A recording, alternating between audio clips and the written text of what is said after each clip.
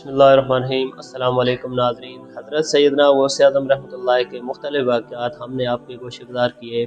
आज हम हज़रत सैयदना गौस आज़म रहमतुल्लाह की पैदाइश के बारे में कुछ मालूमात हम आपके गोशगुज़ार करेंगे।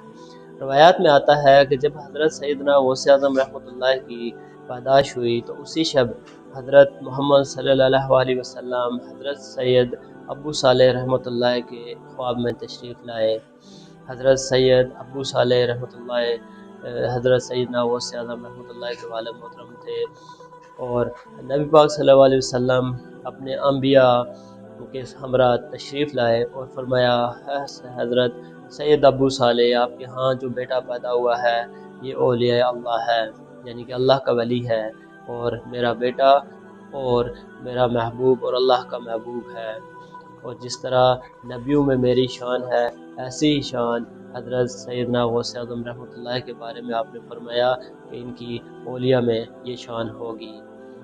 तो नाज़रीन, ये थी हज़रत सैयदना गौस आज़म रहमतुल्लाह की पैदाइश के बारे में हमने आपको मालूमात फराहम की। उम्मीद है कि वीडियो आपको पसंद आई होगी। हमारे चैनल को सब्सक्राइब करें, बेल आइकन को प्रेस करें ताकि ऐसी तमाम वीडियोज़ बर वक्त तक पहुँच सकें। दुआ में याद रखिएगा।